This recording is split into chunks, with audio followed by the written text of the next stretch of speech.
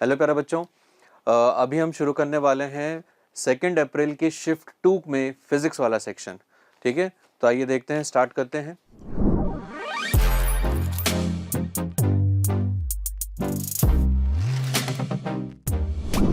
तो क्वेश्चन में इन्होंने बोला है identify the characteristic of an adiabatic process in a monoatomic gas. तो मोनोएटॉमिक गैस में एडियाबैटिक प्रोसेस को आइडेंटिफाई करना है। अब उन्होंने 5 ऑप्शन दे दिए हैं। जेई मैंने अभी रिसेंटली लास्ट के 2-3 सालों में इस तरीके का ट्रेंड शुरू किया है कि वो 5 क्वेश्चन देते हैं, उसमें से करेक्ट स्टेटमेंट हमें पता करने होते हैं। तो एक एक स्टेटमेंट को पहले फॉल्स प्रूव कर लेते हैं, तो बचे हुए ऑप्शन से आंसर हो जाएंगे। तो इंटरनल एनर्जी इज कांस्टेंट, तो भैया एडियाबैटिक प्रोसेस में इंटरनल एनर्जी कांस्टेंट नहीं होती है, टेम्परेचर चेंज होता रहता है। तो पहला जो स्टेटमेंट है वो तो फॉल्स है। ठीक है जी, पहला स्टेटमेंट अपना फॉल्स है। फिर बात करते हैं work done in the process is equal to the change in internal energy. अब इस वाले की अगर बात करोगे तो जितना वर्क हमने किया है बीइंग एन एक्सटर्नल एजेंट, जो भी वर्क आप यहाँ पे करते हो वो सारा का सारा कहाँ चला जाता है? ठीक है, डेल्टा यू में चला जाता है, राइट, डेल्टा यू में चला जाता है। एंड यही जो डेल्टा यू है बेसिकली यही क्या होता है? Negative of work done by the gas, right. तो सेकेंड स्टेटमेंट सही लग रहा है। The product of the temperature and volume is constant, तो ऐसा कुछ भी जरूरी नहीं है, क्योंकि एडियाबैटिक की इक्वेशन होती है प्रेशर इनटू वॉल्यूम की power gamma should be is equal to constant. या फिर आप ये बोल सकते हो कि अगर मैं टेम्परेचर और वॉल्यूम का कर दूं तो गामा -1 की पावर ये कांस्टेंट होना चाहिए, वॉल्यूम की गामा -1। ठीक है, अदरवाइज तो second statement third statement false है। The product of pressure and volume is constant, इसका मतलब तो यही है कि पीवी को अगर आपने कांस्टेंट कर दिया तो टेम्परेचर कांस्टेंट हो गया, तो ये भी कोई जरूरी नहीं होता। The last one, the work done to change the temperature from T1 to T2 is proportional to. तो आप देख सकते हैं कि जो एक्सटर्नल वर्क डन किया गया है वो डेल्टा यू के बराबर है, और डेल्टा यू किसके बराबर होगा? NCV डेल्टा टी के बराबर होगा। तो जो ये वाला है ई स्टेटमेंट, ये भी हमें करेक्ट लग रहा है। द मोस्ट जो सबसे सेंसिबल ऑप्शंस हैं वो कौन से हैं? फोर्थ वाला है, बी एंड ई का। ठीक है, बढ़ते हैं अगले सवाल की तरफ।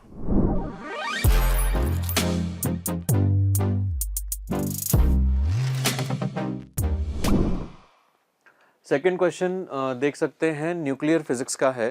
ठीक है, जहाँ पे हमें बाइंडिंग एनर्जी या क्यू वैल्यू के ऊपर काम करना है।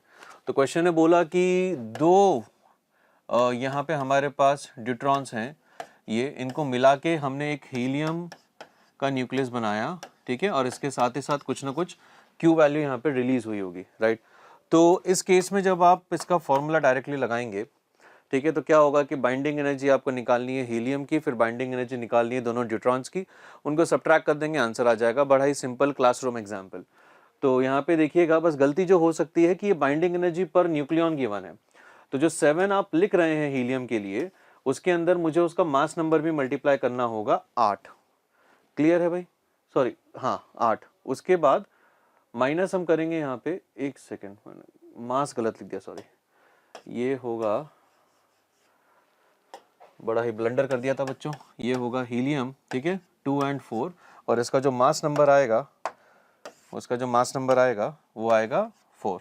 ठीक है, तो 7 × 4 28 माइनस, अब देखो ड्यूट्रॉन है तो ड्यूट्रॉन अपने पास 2 हैं, उसके बाद एक ड्यूट्रॉन का मास कितना है? मास नंबर 2, और उनकी बाइंडिंग एनर्जी पर न्यूक्लियन कितनी है? 1.1। तो ये हो गई 1.1, और सारा जो डेटा है वो मेगा इलेक्ट्रॉन वोल्ट्स में चल रहा है। तो 7 × 4 28 होता है, 28 - 4.4 23.6 मेगा इलेक्ट्रॉन वोल्ट आपको दिख जाएगा। ठीक है जी, चलिए आगे बढ़ते हैं।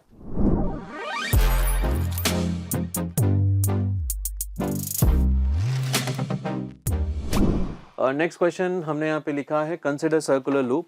भाई साहब, ये क्वेश्चन भी ऐसा है कि क्लास के अंदर सीधा सीधा रिजल्ट इसका बताया जाता है कि अगर आपके पास एक यूनिफॉर्मली चार्ज रिंग है, ये अच्छे से यूनिफॉर्मली चार्ज रिंग है इस तरीके से, ठीक है, चार्ज इसका कितना है Q, रेडियस इसकी कितनी है R, तो इसके एक्सिस पे जो फील्ड निकालने का फॉर्मूला होता है वो कितना होता है? KQX/x² + R² की पावर 3/2।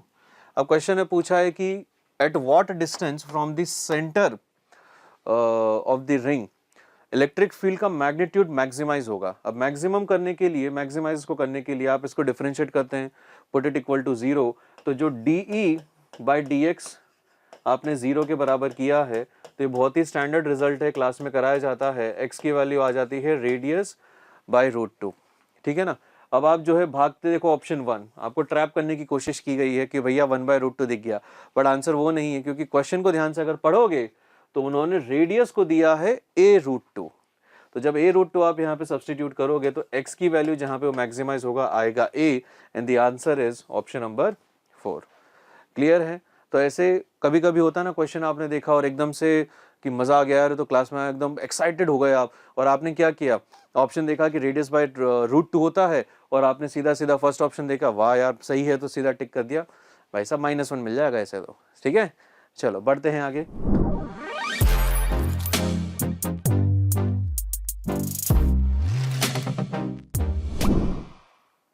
अगला सवाल यूनिट्स एंड डायमेंशन का। आपको बोला जाता है हर बार यूनिट्स एंड डायमेंशन को हल्के में मत लीजिए, चाहे जे एडवांस हो या जेई में हो, क्वेश्चन हमेशा आएगा, ठीक है।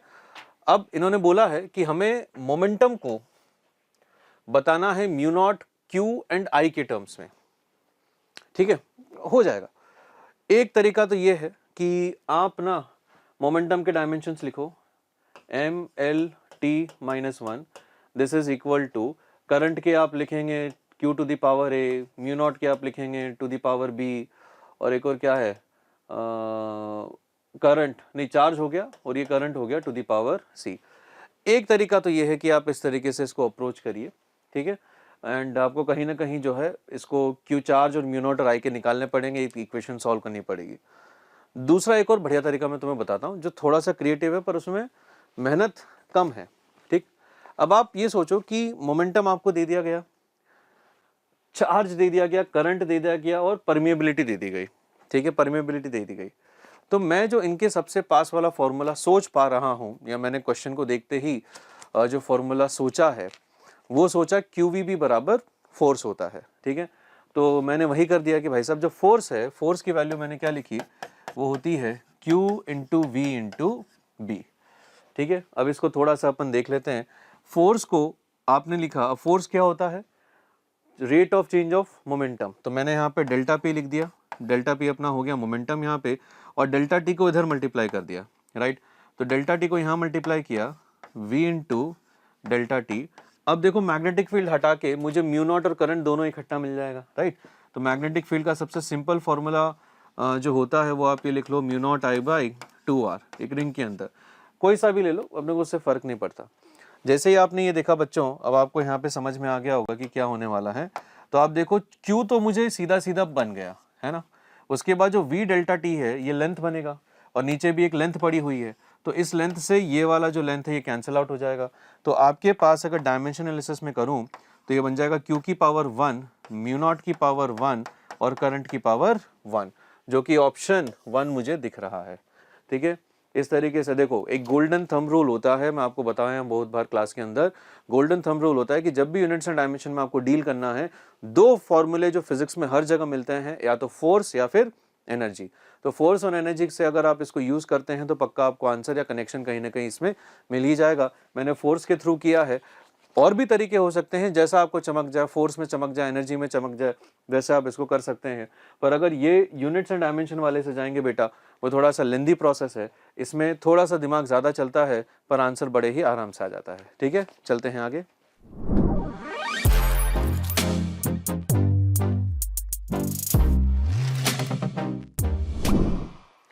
अगला सवाल है म्यू नॉट एप्सो, हो बहुत ही मतलब क्या ही बताएं, c² स्पीड ऑफ लाइट जो होती है वो किसके बराबर होती है, mu naught into epsilon not, ठीक है।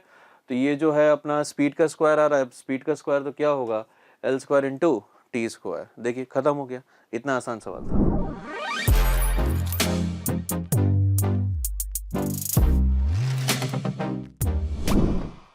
अगला क्वेश्चन है यहाँ पे मूविंग कॉइल गैल्वेनोमीटर के ऊपर, जिसमें वोल्टेज सेंसिटिविटी के बारे में बात की गई है, ठीक है जी।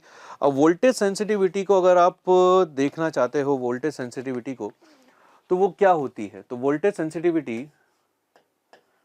सेंसिटिविटी, ठीक है, ये होता है कि कितना डिफ्लेक्शन आपने किया पर यूनिट वोल्टेज, या per unit potential difference basically, है ना, कि कितना करंट जो है डिफ्लेक्ट हो रहा है, ठीक है।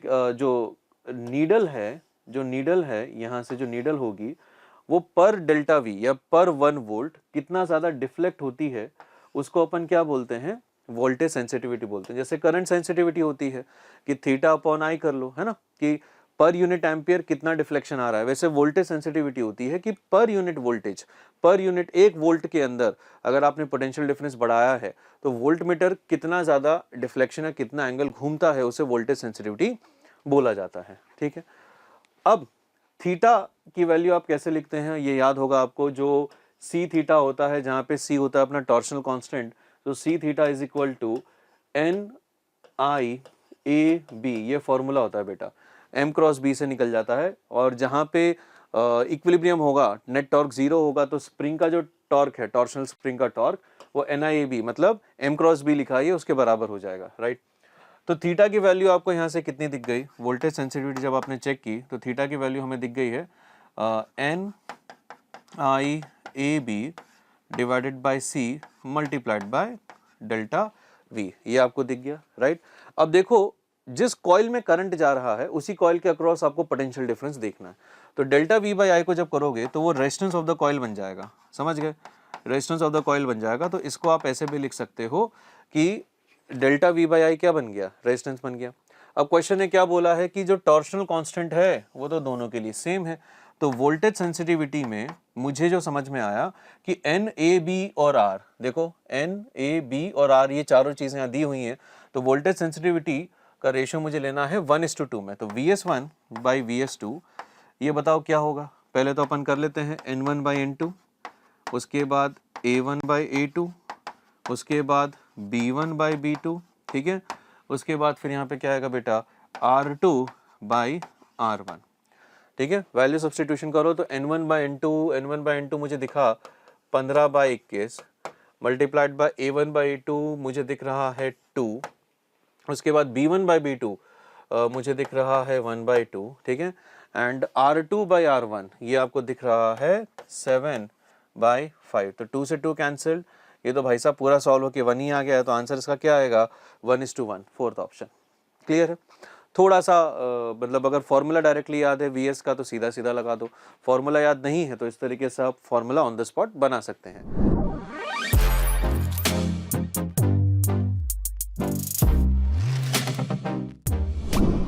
नेक्स्ट क्वेश्चन में है हमारे पास मोमेंट ऑफ इनर्शिया हमें कैलकुलेट करना है, ठीक है, मोमेंट ऑफ इनर्शिया कैलकुलेट करना है। Circular ring of mass M and diameter R, diameter R, ठीक है, यूजुअली तो क्या होता है ना कि मास एम रेडियस आर बोला जाता है, इन्होंने डायमीटर बोल दिया, तो यहाँ पे मैं पहले ही रेडियस आर लिख लेता हूँ जो किसके बराबर है स्मॉल आर बाई 2 के। ऑप्शन तो खैर स्मॉल आर में दिए गए हैं, पर थोड़ा सा जो है इस क्वेश्चन में आपको गलती करवाने के लिए अग्रसर है, ठीक है सवाल।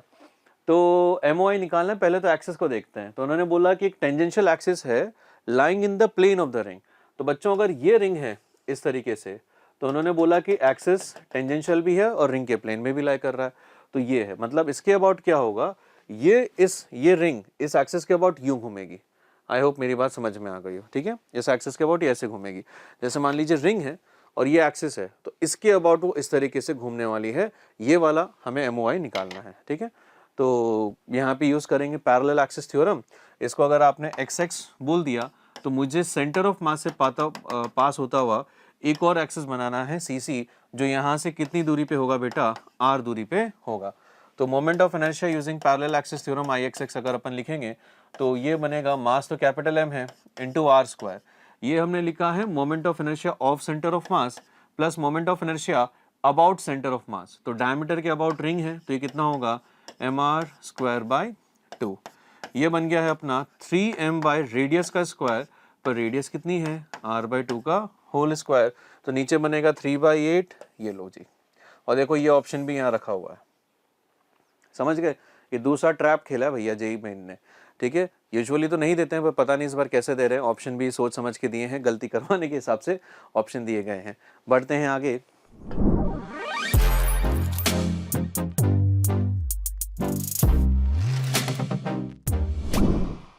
नेक्स्ट क्वेश्चन लॉजिक गेट से एज एक्सपेक्टेड क्वेश्चन आना ही था। मॉर्निंग वाली शिफ्ट में जेनर डायोड से क्वेश्चन आया था, इवनिंग वाली शिफ्ट में 2 अप्रैल को जो क्वेश्चन आ गया है वो यहाँ से आ गया। सेमीकंडक्टर में आप ये मान के चलिए या तो जेनर डायोड या अपना नॉर्मल डायोड आइडल डायोड के ऊपर क्वेश्चन आएगा या फिर लॉजिक गेट के ऊपर क्वेश्चन आ जाएगा। तो इस क्वेश्चन में इन्होंने बोला है कि हमने जो इनिशियल पॉइंट्स हैं ए एंड बी, इनको आप अगर इनपुट बोल दो, तो इनपुट की वैल्यू बच्चों उन्होंने निकाल के तुम्हें दे दी है, ठीक है। इनपुट की वैल्यू उन्होंने निकाल के आपको दे दी है कि ए और बी का जो इनपुट है वो 1 के बराबर होगा, और उन्होंने पी और क्यू का पूछ लिया कि ये दो आउटपुट आ रहे हैं, दोनों आउटपुट की वैल्यू क्या होगी। तो यहाँ पे हम जो चीज़ें यूज़ करेंगे, ठीक है, वो मैं आपको पहले ही बता देता हूँ कि ये वाला जो गेट होता है बेटा, ये होता है अपना एंड गेट, ठीक है। एंड गेट में ना क्या होता है कि अगर ये ए है, ये बी है, तो ये रिजल्टेंट आपको कितना आ जाएगा, ए बी आ जाएगा। और दूसरा गेट जो आपको दिख रहा है वो है और गेट, तो ये ए और ये बी, तो ये रिजल्टेंट आपको कितना आ जाएगा, ए प्लस बी। और कहीं पे अगर नॉट लगा दें तो ये जो नॉट होगी, के एन ओ टी नॉट, ठीक है, ये नॉट क्या करेगा, इसको पलटा देगा, 1 का 0 कर देगा, 0 का 1 कर देगा, ठीक है। तो आइए शुरू करते हैं। यहाँ पे पहला वाला जो अगर 1 दिया तो यहाँ से यहाँ तक ये 1 जाएगा, यहाँ से यहाँ तक भी ये 1 जाएगा। अब ये गेट कैसा है, एंड गेट है, तो एंड गेट में 1 और 1 मिलके 1 बनता है, पर ये यहाँ पे उसको उल्टा देगा, तो 1 और 1 का 1 आता, पर इसकी वजह से ये हो जाएगा 0, ठीक है। यही इनपुट जो है बेटा यहाँ तक पहुँचा और यही इनपुट यहाँ पहुँचा, तो इनके पास पहुँचा 1 और 1। अभी सीधा सीधा आपको नॉट गेट दिख रहा है, तो 1 1 का ये कर देगा 0, 0 0 का ये बनाएगा 0, ठीक है, और गेट है, और यहाँ तक भी पहुँच गया 0। ये 0 है तो ये भी कितना हो गया 0, 0 0 से p कितना बनेगा 0, एंड हो चाहे और हो 0 ही आएगा। और ये 0 है, ठीक है, यहाँ से ये 0, तो इसके इधर भी ये कितना होगा 0, 0 को पलटाएंगे तो कितना बन जाएगा 1। और ये बेटा कौन सा गेट है, और गेट है, ठीक है। और गेट में अगर 1 + 0 होता है तो आंसर कितना आता, 1 आता, पर यहाँ पे देखो नॉट है तो इसका भी नॉट कर देंगे तो क्यू का आंसर भी कितना आ जाएगा, 0 आ जाएगा। तो ऑप्शन अपना कौन सा सही दिख रहा है, third option is the right answer. Clear है, बड़ा ही सिंपल सा सवाल, कोई बुलियन अलजेब्रा तुम्हें यूज करने की यहाँ पे जरूरत नहीं है। मैं तो मना करता हूँ कि बुलियन अलजेब्रा मत सीखो, उतना काम नहीं आता जितना आप सोचते हैं। जेईई मेन के अंदर बड़े ही आसान से सवाल आते हैं, अगर आपको इस तरीके से, ठीक है, लॉजिक सर्किट सॉल्व करने आते हैं तो आराम से सॉल्व कर लीजिए, बिल्कुल समस्या नहीं होगी, ठीक है। बढ़ते हैं आगे।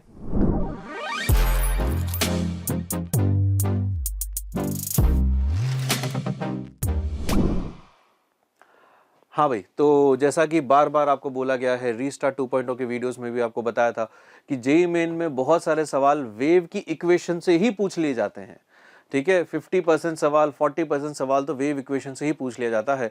तो उन्होंने वही पैरामीटर्स आपको दिए हैं, वेव इक्वेशन हमें बतानी है। तो पहले तो एक स्टैंडर्ड वेव इक्वेशन में लिख देता हूँ, कैसी होती है, वो होती है y = a sin ω_t - kx + phi। ये अपनी बेसिक फंडामेंटल वेव इक्वेशन है जो हमने यहाँ पे लिख दी है, ठीक। अब maximum displacement of the wave is 2 centimetre, तो एम्पलीट्यूड की वैल्यू हमने यहाँ पे 2 सेंटीमीटर निकाल दी, ठीक है, वो हो जाएगी। एंड उन्होंने बोला है कि साइनोसॉइडल वेव है, वेवलेंथ कितनी है 7.5, तो k की वैल्यू अपन यहाँ से लिख लेते हैं, k हो जाएगा 2π/λ, इसको आपने लिख दिया 7.5, और ये चला जाएगा किसमें, रेडियन पर सेंटीमीटर में, रेडियन इंटू सेंटीमीटर इनवर्स में, ठीक है, ये आपका चला गया। अब आपको लिखना है it travels a distance of 1.2 centimetre along the x direction in 0.3, ठीक है। अब 0.3 सेकेंड्स उन्होंने बोल दिया, तो वेलोसिटी ऑफ द वेव जो मैं यहाँ लिखूंगा वो हो जाएगी कितनी, 1.2 centimetre divided by 0.3 seconds, right. तो ये बन गया आपके पास 4 centimetre per seconds, which should be equal to ω/k। Clear है भाई, तो k तो अपन ने ऊपर से निकाल लिया, यहाँ से जो ओमेगा की वैल्यू आएगी निकल के वो हो जाएगी 4 टाइम्स k रेडियन पर सेकेंड्स, k का वैल्यू यहाँ पे सब्सटीट्यूट कर दो तो ये बन जाएगा 8π/7.5 इंटू रेडियन पर सेकेंड्स। क्लियर है बच्चों, ओमेगा आ गया, k आ गया, a आ गया, ठीक है, पर फाई नहीं है। फाई के लिए भी एक इक्वेशन गिवन है, उन्होंने बोला द क्रेस्ट p, क्रेस्ट मतलब समझते हो ना यार, क्रेस्ट मतलब होता है ये वाला पॉइंट, ठीक है। तो crest p is at x = 0 at t = 0, ये इनिशियल कंडीशन गिवन है, तो आप यहाँ पे सब्सटीट्यूट कर दो फाई के लिए, तो a का वैल्यू किसके बराबर है, 2 सेंटीमीटर के बराबर है, this is equal to 2 centimetre sine of t0 0 plus phi. इसको आप सॉल्व करेंगे तो बड़े आसानी से या तो 90 आ जाएगा, ठीक है, या फिर 360 + 450 डिग्रीज आ जाएगा, ऐसे बहुत सारी वैल्यूज आपको मिल जाएगी। We are obviously going to choose the 90 degrees. तो 90 डिग्री की वजह से साइन को तो अपन कॉस लिख सकते हैं, तो अपना जो फाइनल आंसर बनेगा बेटा वो ये बनेगा y is equal to 2 centimetre into cos of, है ना, साइन थीटा प्लस 90 कितना होता है, कॉस थीटा होता है, तो कॉस ऑफ ओमेगा टी की वैल्यू ये आ जाएगी 8 पाई अपॉन 7.5 रेडियन पर सेकेंड्स इंटू टी, ठीक है, माइनस के की वैल्यू है 2 pi upon 7.5 x in centimetres, लो भाई, ठीक है। तो इसको सॉल्व कर लेना, ऊपर नीचे 2 मल्टीप्लाई कर लो तो it will become 16 pi upon 15, तो that is approximately equal to pi, तो 3 पॉइंट के आसपास आंसर आना चाहिए, ठीक है। तो टाइम का जो कोफिशिएंट है वो 3 के आसपास आना चाहिए, ये वाला तो अपना नहीं बैठ रहा है, ठीक, तो ये तो नहीं होगा आंसर, एंड 3 पॉइंट ये वाला भी नहीं होगा, इन दोनों में से होगा। अब इसमें आपको क्या करना है, कॉस मुझे यहाँ पे दिख रहा है तो एक ही ऑप्शन सही लग रहा है, तो आंसर इसका कितना आ जाएगा, सेकंड ऑप्शन आ जाएगा। फिर भी आप चाहो तो चेक कर लो, ये 2 पाई बाय 7.5 है, ठीक है।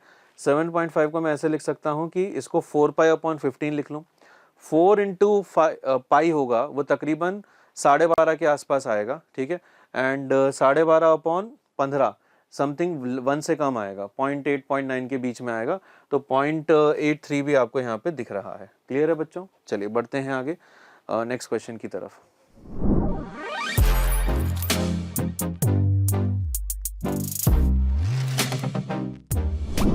हाँ जी, अगला जो क्वेश्चन है, electron with mass m with de Broglie wavelength, modern 1 physics से पूछा गया है, ठीक है। Mass m with initial velocity t is equal to 0 पे वी नॉट आई कैप थी, वी नॉट को उन्होंने बोल दिया पॉजिटिव है, enters a magnetic field j cap, ठीक। तो मतलब ऐसा हो रहा है कि मैग्नेटिक फील्ड तो ऊपर की तरफ है, वाई एक्सिस की तरफ, और इलेक्ट्रॉन बोला है तो चार्ज इसके ऊपर नेगेटिव है, इसकी वेलोसिटी इस दिशा में है वी नॉट, ठीक है, ये इलेक्ट्रॉन है अपने पास, माइनस ई चार्ज है, मास एम है। अब फोर्स तो लगेगा भाई, बिल्कुल सही बात है, फोर्स तो लगेगा। अब इन्होंने क्या पूछा कि इनिशियली जो डी ब्रोगली वेवलेंथ है वो t इज इक्वल टू 0 पे लैम्डा नॉट है, then its value after time t would be. अब t टाइम के बाद क्या होगा, इसके ऊपर लगेगा कुछ मैग्नेटिक फोर्स जिसकी सर्कुलर मोशन करना शुरू करेगा, तो q v क्रॉस भी अगर करोगे तो v क्रॉस भी बाहर पर चार्ज नेगेटिव अंदर, मतलब ये इस तरीके से सर्कल में घूमना शुरू करेगा। पर यार एक बात बताओ, स्पीड तो चेंज नहीं हो रही है, मोमेंटम का मैग्नीट्यूड भी चेंज नहीं हो रहा है, राइट, तो इसका मतलब क्या है, इसका मतलब ये है कि वेवलेंथ भी चेंज नहीं होगी, क्योंकि लैम्डा किसके बराबर होता है, h upon magnitude of the momentum. Momentum तो चेंज ही नहीं हो रहा ना यार, स्पीड चेंज कर ही नहीं सकता, kinetic energy magnetic force change कर ही नहीं सकते हैं एक चार्ज पार्टिकल की, नहीं कर सकते, तो बस lambda is equal to h upon ये, तो आंसर सीधा सीधा लैम्डा नॉट ही है। ऑप्शन जो है ना, ये बताता हूँ कि ये क्यों खेला आपके साथ इस तरीके से। अगर यहाँ पे इलेक्ट्रिक फील्ड होती, ठीक है, अगर यहाँ पे इलेक्ट्रिक फील्ड होती ना, तो इलेक्ट्रिक फील्ड की वजह से इस डायरेक्शन में भी ये मोमेंटम गेन करता, और मोमेंटम गेन करते करते करते करते इसकी एक वेलोसिटी यहाँ पे होती, और ये चलो नीचे जाता, कोई बात नहीं, पॉजिटिव चार्ज मान के एक वेलोसिटी इधर आ जाती उसकी, ठीक है, फिर ये this square plus this square से नेट मोमेंटम निकलता, फिर कुछ इस तरीके का आंसर आपको मिलता, या तो ऐसा मिलता या ऐसा, ये वाला आंसर आपको मिल जाता। तो इस चीज़ को समझने की कोशिश करो कि पीवाईक्यूज में इलेक्ट्रिक फील्ड के ऊपर उन्होंने सवाल फिर भी पूछ रखे हैं, तो हो सकता है कुछ बच्चों ने पीवाईक्यू सॉल्व करके गए हों, पर ये छोटी सी डिटेल अगर आपने चेक नहीं की कि यार इलेक्ट्रिक फील्ड की जगह मैग्नेटिक फील्ड कर दी है, तो आंसर तो भैया चेंज हो जाएगा, ठीक है। चलिए बढ़ते हैं आगे।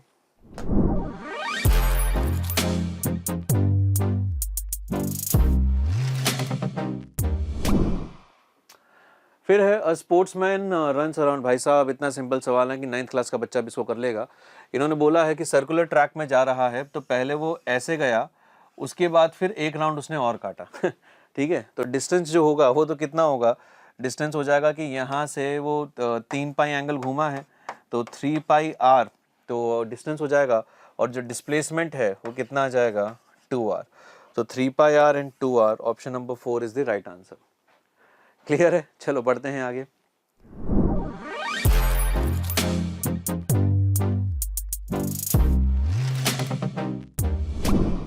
नेक्स्ट है बच्चों, solenoid having area A length L is filled with the material having relative permeability mu R is equal to 2, ठीक है, तो म्यू आर की वैल्यू इन्होंने आपको 2 दे दी है, the magnetic energy stored in the solenoid. Question गड़बड़ इसलिए है बेटा ये वाला, क्योंकि इन्होंने बी को डिफाइन ही नहीं किया, ऑप्शन में बी निकाल के दे दिया, पर बी को इन्होंने डिफाइन नहीं किया कि बी कौन से मैग्नेटिक फील्ड है, बी क्या है, ठीक है, तो मतलब आप चाहें तो इसको बोनस के लिए अप्लाई कर सकते हैं, क्योंकि मैग्नेटिक फील्ड तो अपने को पता नहीं है, बी पता नहीं, कुछ भी हो सकता है, ठीक है। तो यहाँ पे एक सोलेनॉइड आपने लिया है इस तरीके से, ये रहा बच्चों सोलेनॉइड, ठीक है।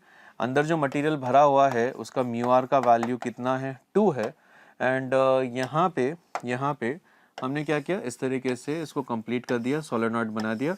कहीं ना कहीं कुछ लंबा सा सोलेनॉइड है जिसका एरिया कितना है, ये क्रॉस सेक्शन एरिया ए होगा, एंड इसकी लेंथ कितनी होगी भाई, एल होगी।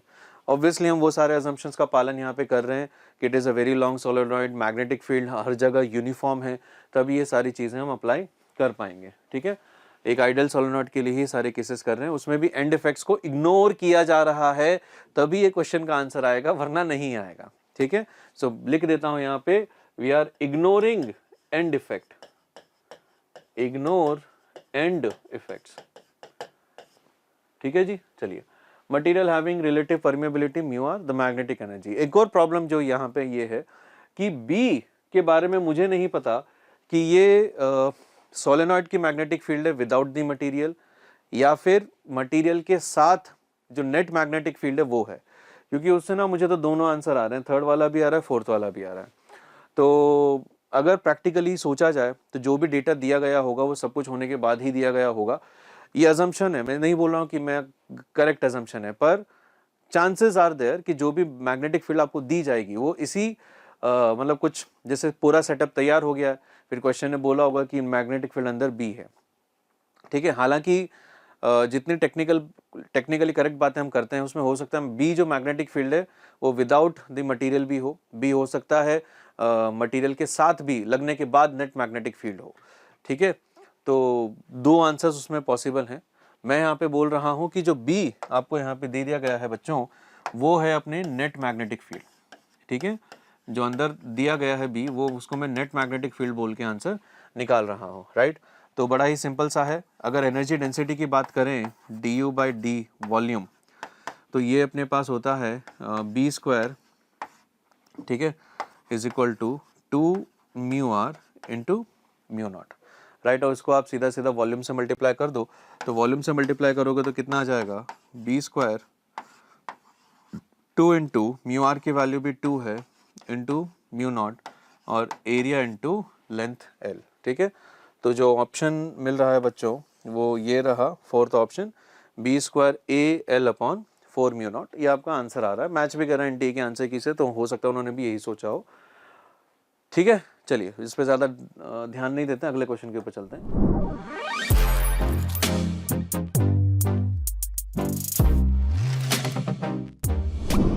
नेक्स्ट क्वेश्चन है, बाई कॉन्वेक्स लेंस, ठीक है, उसके पास radius of curvature of both the surface same है एंड 1/6 सेंटीमीटर है, ठीक है। तो पहले मैं पावर या फोकल लेंथ अगर इसकी निकालूं तो कितनी आ जाएगी, μ-1। अब इसने बोला है 1/r1 और प्लस 1/r2, क्योंकि दोनों तरफ कॉन्वेक्स है तो हमको पता है कि मैग्नीट्यूड तो ऐड हो जाता है साइन कन्वेंशन के बाद, तो ये होगा 1/1/6।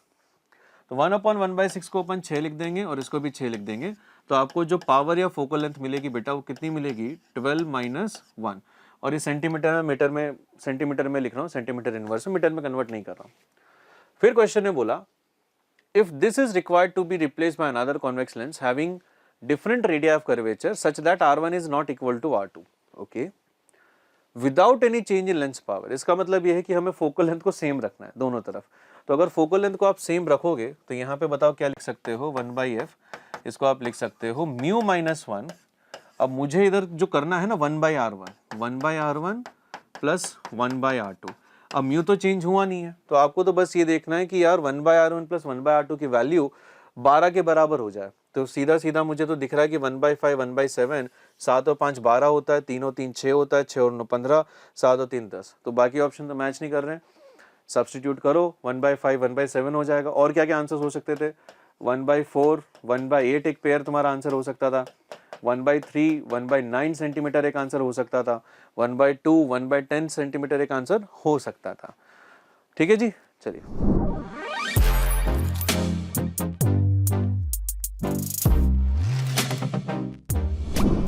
क्वेश्चन नंबर 39 देखते हैं फिजिक्स का। तो यहाँ पर क्या है, ब्लॉक इक्विलिब्रियम में हैंग कर रहा है और दो स्ट्रिंग्स हैं, तो फोर्सेस देख रहे हैं mg लग रहा होगा, इधर T1 है इधर T2 है। तो अगर मैं इस ब्लॉक को पॉइंट मास की तरह दिखाऊँ यहाँ पर, ठीक है, अगर मैं पॉइंट मास की तरह शो कर लूँ तो यहाँ पर mg लग रहा है, इधर T1 लग रहा है और इधर क्या अप्लाई हो रहा है, T2 अप्लाई हो रहा है।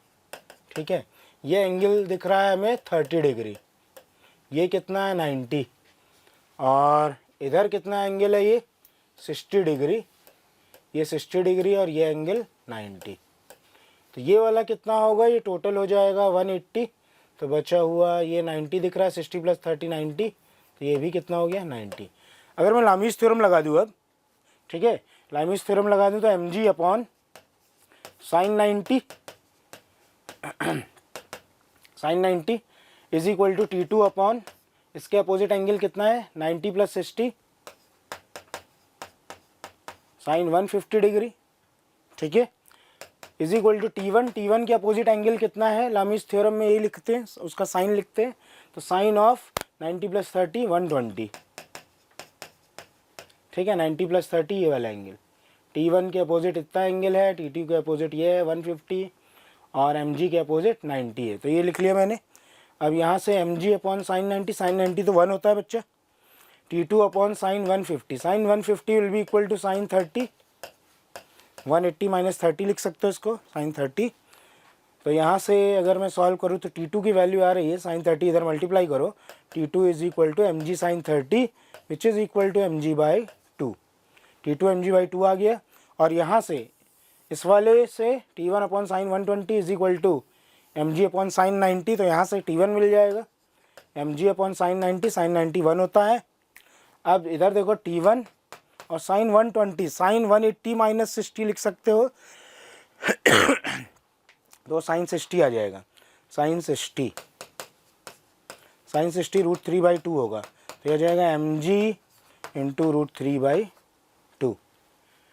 और m की वैल्यू देख लेते हैं, 1 किलोग्राम है, 1 किलोग्राम है, तो यहाँ पे g को अगर 10 लेंगे तो 10/2 5 न्यूटन, ठीक है, यहाँ पर भी mg 10 हो जाएगा, 5√3 न्यूटन आ जाएगा ये, ठीक है। तो ऑप्शन नंबर कौन सा मिल रहा है यहाँ पे, option number 4, 5√3, 5।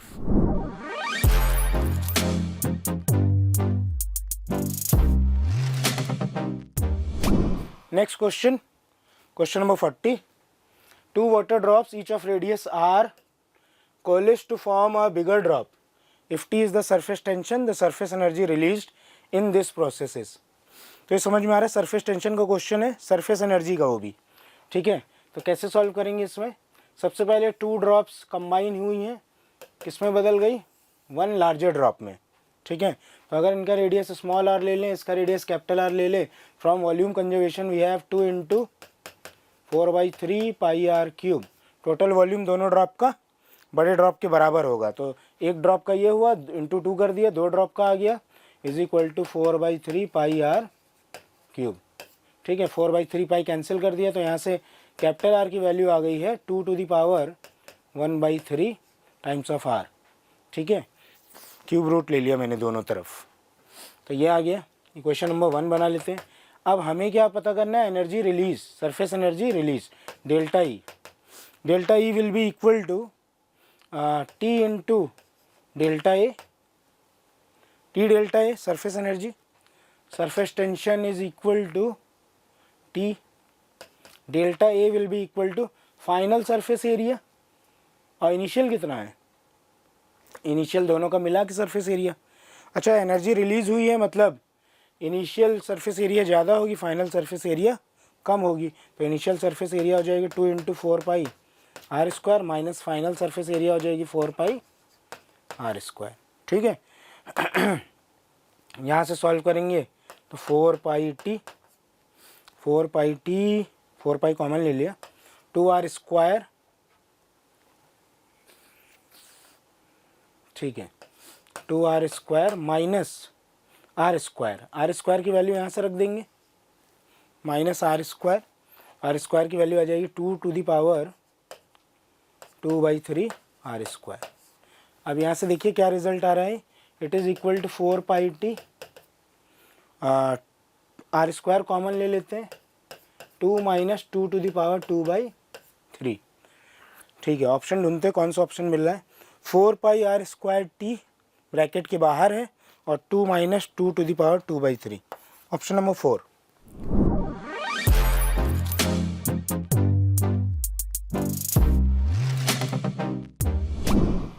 Assuming the validity of Bohr's atomic model for hydrogen-like ions, the radii of Li++ ion in its ground state।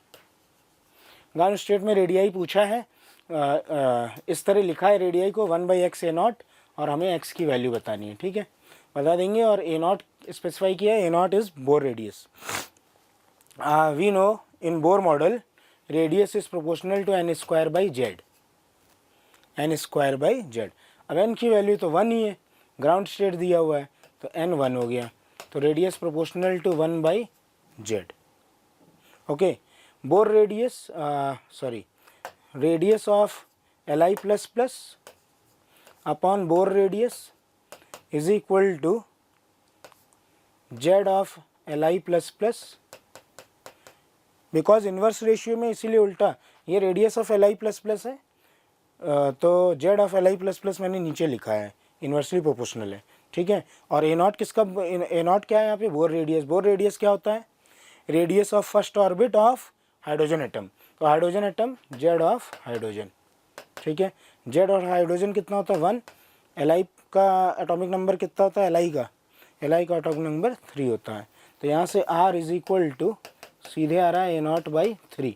तो कंपैरिजन से दिख रहा है x इक्वल टू, कंपेयर करो, x इक्वल टू कितना दिख रहा है 3, तो x equal to 3 is the answer, option number 1।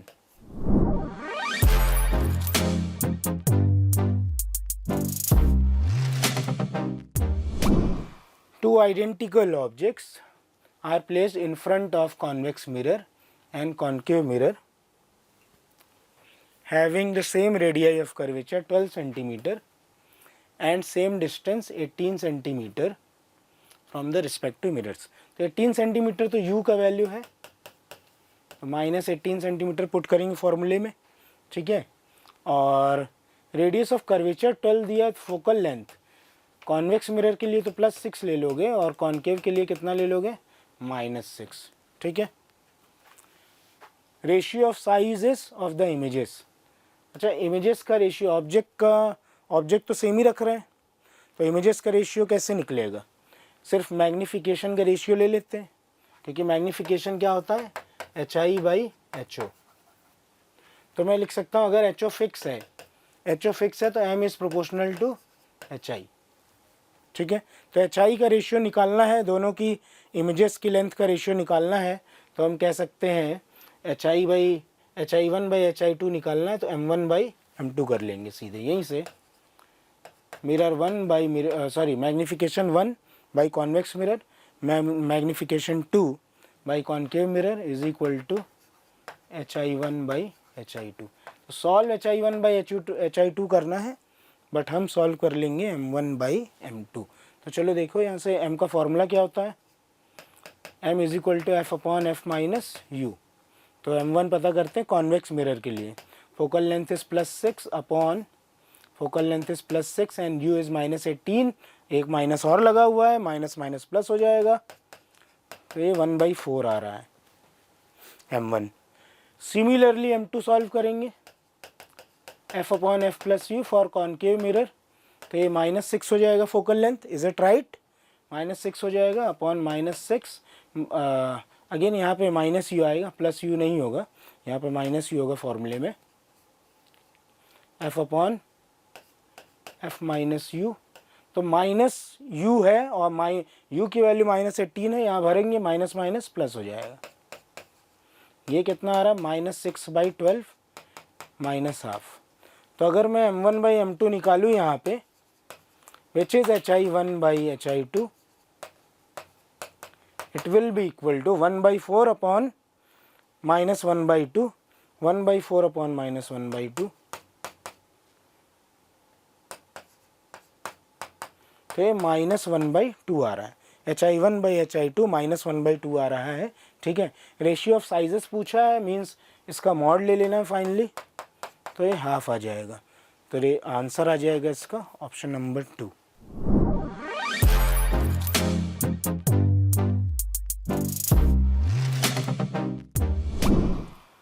Third question. Given below are two statements. One is labeled A, it is called assertion, and other is labeled R, it is called reason. Okay, चलिए पढ़ते हैं दोनों statement.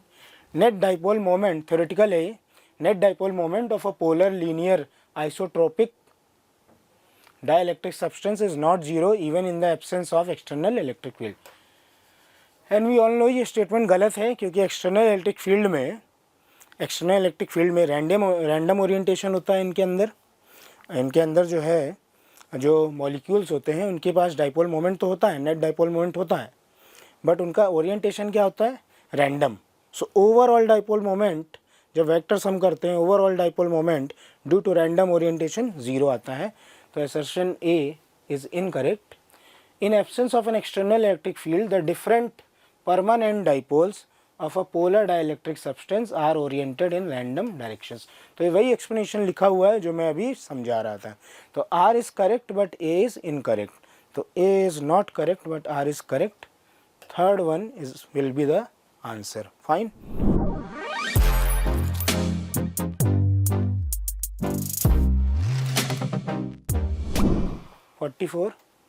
Two large plane parallel conducting plates are kept 10 centimeter apart as shown in figure. The potential difference between them is V. Potential difference between points A and B will be. Okay. Potential difference between A and B will be. We all know electric field between the plates will be along x-axis. So potential difference between A and B will be equal to potential difference between C and B. Fine, because electric field is along x-axis, perpendicular to the plates, along x-axis. Fine. So VAB equal to VCB. Now we all know that V will be equal to, in magnitude, E dot D.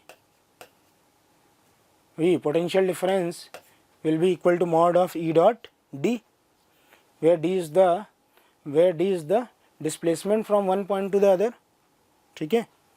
तो ये हो जाएगा VCB upon V between the plates, VCB upon V between the plates equal to DCB upon D between the plates, because electric field in between the plates is constant.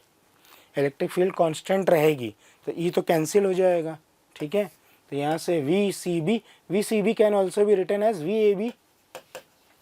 VAB upon V is equal to DCB. DCB is 4. This is the triangle, very popular triangle, 3, 4, 5. This is 3, so this will be 4 as this is 5. So DCB is 4 centimeter upon D between the plates is 10 centimeter. So ये 10 हो जाएगा. So VAB will be equal to 2 by 5V. 2 by 5V. 2 by 5V option number 3 में मिलेगा.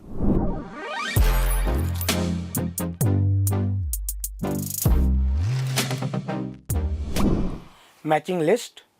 Heat capacity of body. Okay, heat capacity of body को इसकी units के साथ match करना है. तो काफ़ी इजी क्वेश्चन है. हीट कैपेसिटी किस फॉर्मूले में आता है? Delta Q is equal to C delta T. तो यहाँ से सी का फॉर्मूला निकाल लो पहले. Delta Q by delta T. Unit क्या हो जाएगा? जूल पर केल्विन. जूल पर केल्विन किस में मिल रहा है? जूल पर केल्विन मिल रहा है सेकेंड में. तो ए का तो सेकेंड मिल गया भाई. ए का सेकेंड एक ही में लिखा हुआ है. इससे आसान क्या हो सकता है? तो फोर्थ अपना आंसर होगा. फोर्थ ऑप्शन आंसर होगा. थर्ड नहीं है, मैंने फोर्थ में टिक किया है, थोड़ा सा वहाँ पे जगह नहीं आ रही है. तो फोर्थ अपना आंसर होगा. बट मैं बाकी भी चेक करके दिखा देता हूँ आपको. आंसर तो एक ही ऑप्शन से आ गया.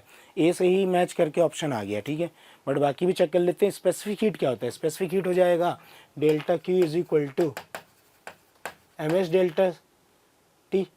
यहाँ से एस का फॉर्मूला निकाल लो. Delta Q upon m delta T. Delta Q के लिए जूल हो जाएगा, मास के लिए केजी इन्वर्स चला जाएगा ऊपर, टेम्परेचर के लिए kelvin inverse. Joule per KG पर केल्विन. किसमें लिखा हुआ है, जूल पर केजी पर केल्विन, तो बी का थर्ड हो जाएगा।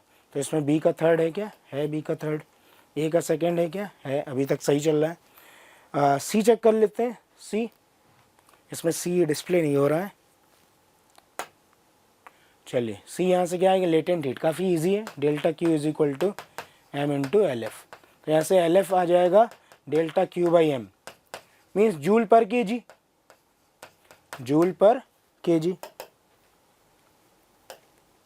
ठीक है, जूल पर केजी। किस में लिखा हुआ है, joule per kg, joule per KG option number 1 में लिखा हुआ है, तो सी का ऑप्शन नंबर 1 आ जाएगा। तो इसमें सी का 1 लिखा होगा, यहाँ पे दिख नहीं रहा है, तो इसका ऑप्शन नंबर 4 करेक्ट है, ठीक है। इसी तरह आप लास्ट भी चेक कर सकते हो, थर्मल कंडक्टिविटी। बट ये इजी इसलिए हो गया कि इतने आसान से ऑप्शन बने हुए हैं कि आपने एक ही पकड़ा पहला, और वो ऑप्शन 4 में ही सही मैच हो रहा है सिर्फ, तो बस 4 टिक करके निकल ली, सारा करने की ज़रूरत नहीं थी। ज़्यादा से ज़्यादा एक और चेक कर लेते आप, अगला बी, दोनों अगर सही बैठ रहे हैं तो आगे बढ़ सकते हैं।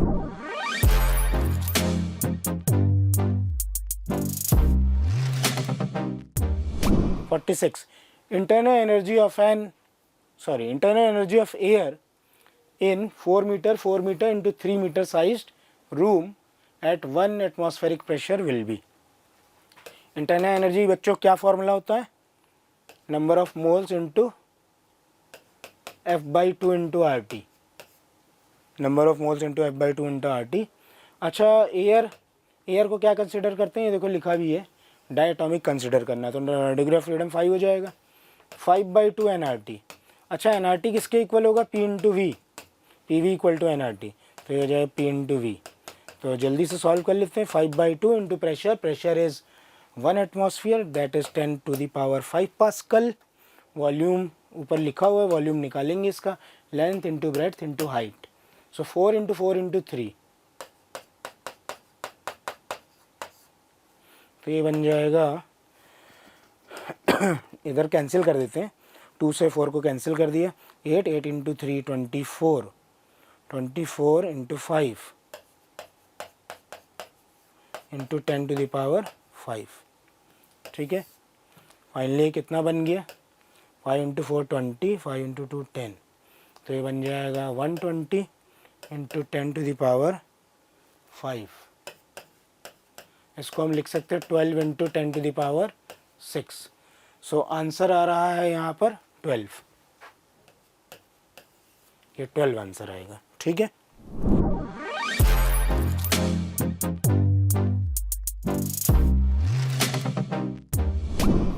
A satellite of mass 1000 kg is launched to revolve around the earth in an orbit at a height 270 km from earth's surface. Kinetic energy of the satellite in this orbit is, ठीक है। तो ये gravitation का question है, और satellite का energy वो भी काइनेटिक एनर्जी, टोटल एनर्जी की मैग्नीट्यूड के बराबर होता है। टोटल एनर्जी होता है Gmm/2r with minus sign, but इसका मैग्नीट्यूड लेंगे तो माइनस साइन हटा देंगे, ठीक है। टोटल एनर्जी के मॉड के इक्वल काइनेटिक एनर्जी होती है। वैल्यू पुट करेंगे 6.67 into 10 to the power -11। Mass of earth is 6 into 10 to the power 24। Mass of satellite is 1000 kg 10 to the power 3 upon 2r। Radius of earth is 6, यहाँ लिखा हुआ 6.4 into 10 to the power 6, ठीक है।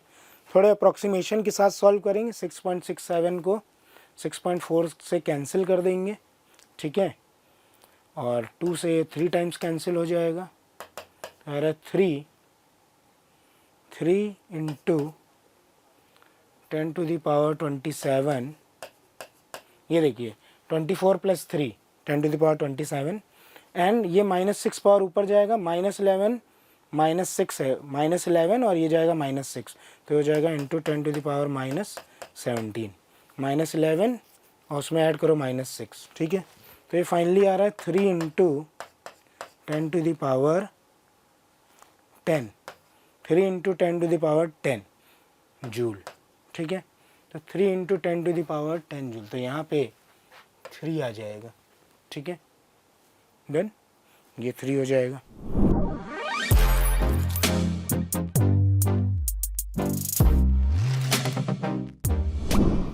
Question number 48। एक यहाँ पे wheel दे रखी है, इसका मोमेंट ऑफ इनर्शिया अपने को मालूम करना है। कितना फोर्स लगा रहे हैं ये गिवन है 10 न्यूटन, और कितना एंगुलर एक्सेलरेशन प्रोड्यूस हो रहा है ये गिवन है। अच्छा, इस फोर्स की वजह से टॉर्क निकाल लेते हैं हिंज के about.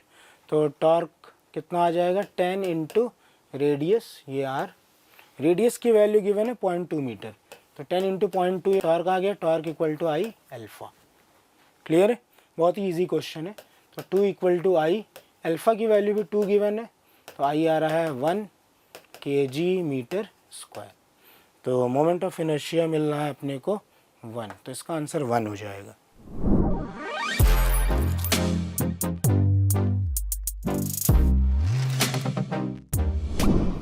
A ray of light suffers minimum deviation when incident on a prism having angle of prism equal to 60 degree।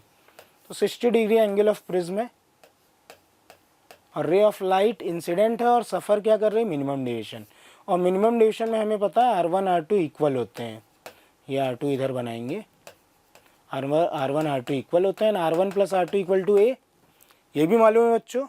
तो यहाँ से ये इक्वल है, इसको लिख सकते हैं 2R1 equal to A 60 degree, R1 यहाँ से आ गया भाई 30 डिग्री, तो R1 30 डिग्री मिल गया। अब R1 अगर 30 है, ध्यान से देखो, R1 अगर 30 है तो यहाँ पे स्नेल्स लॉ लगा के एंगल आई निकाल सकते हैं।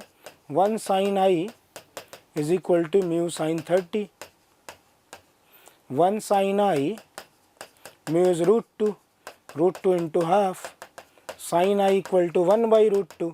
कैलकुलेशन पार्ट देखो काफ़ी इजी सा है, sine I equal to 1 by √2, तो यहाँ से आई इक्वल टू कितना आ गया 45 degree. So angle of incidence is 45 degrees. Done.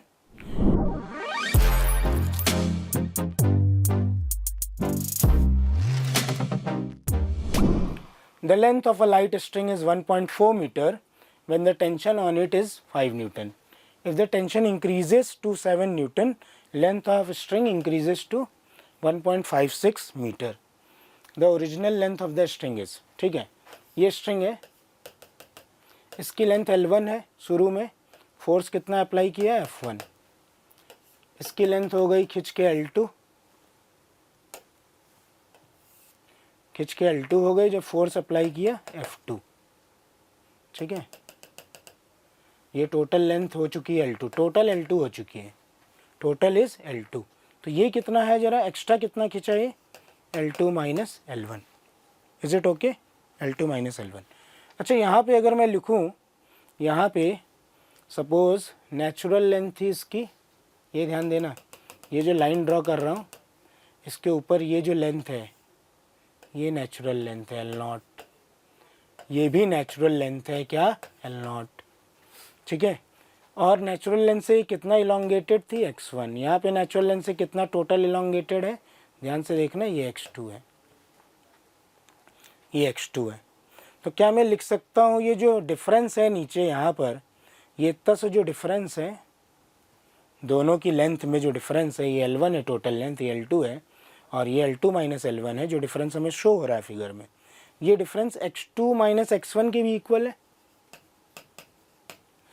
ठीक है। अब मैं स्प्रिंग इक्विवेलेंस से लिख सकता हूँ यहाँ पर F1 is equal to K into x1, यहाँ स्प्रिंग इक्विवेलेंस से लिख सकता हूँ F2 is equal to K into x2, ठीक है, स्ट्रिंग का spring equivalence.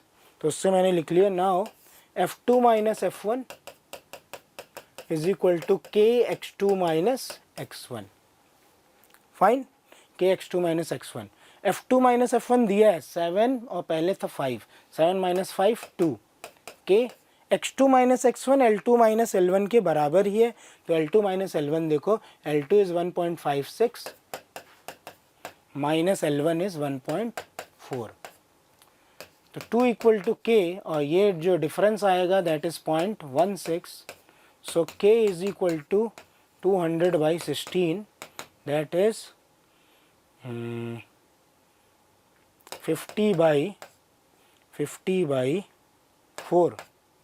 50/4 that is 25/2 newton per metre. तो मैंने K की वैल्यू निकाल दी, स्ट्रिंग के K इक्विवेलेंस, सॉरी स्ट्रिंग के स्प्रिंग इक्विवेलेंस के K की वैल्यू निकाल दी, ठीक है। उसको इक्विवेलेंट टू स्प्रिंग मान सकते, पढ़ा है अपनी इलास्टिसिटी में। और फिर उसके के की वैल्यू मैंने निकाल दी। अब क्या पता करना है, ओरिजिनल लेंथ। ओरिजिनल लेंथ पता करनी है आपको, तो किस में जाएं फिर? ओरिजिनल लेंथ पता करने के लिए मैं लिखूँ यहाँ पर F1 इज इक्वल टू के इंटू कितना टोटल लेंथ है इसका, L1, इलोंगेशन x1 है।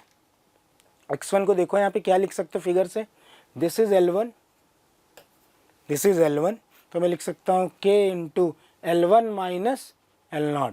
नेचुरल लेंथ को सब्ट्रैक्ट करेंगे, तो कंप्लीट लेंथ से नेचुरल लेंथ को सब्ट्रैक्ट करेंगे, इलोंगेशन आ जाएगा। तो x1 की वैल्यू हो जाएगी L1 माइनस L0, और यहाँ से हम लोग ट्राई करेंगे L0 निकालने का। ठीक है, तो फोर्स कितना लगाया है F1, 5 न्यूटन, देखिए यहाँ पे गिवन है 5 न्यूटन फोर्स लगाया है। ठीक है, k की वैल्यू रख देंगे, k इज़ 25/2, L1 इज़ 1.4, ये देखिए टोटल लेंथ गिवन है 1.4 माइनस L0। ठीक है, यहाँ से सॉल्व करते तो क्या मिलेगा, ये 10 बन जाएगा, 10 is equal to 25, 1.4 minus L0। ठीक है, ये क्या बन जाएगा 10/25, 10/25 हो जाएगा 2/5, 2/5 which is equal to 0.4, so 0.4 is equal to 1.4 minus L0। तो आप समझ में आ गया L0 कितना आएगा, L0 is 1 metre, L0 is 1 metre, so answer हो जाएगा 1 मीटर। तो ये थे फिज़िक्स के सॉल्यूशंस। ठीक है बच्चों।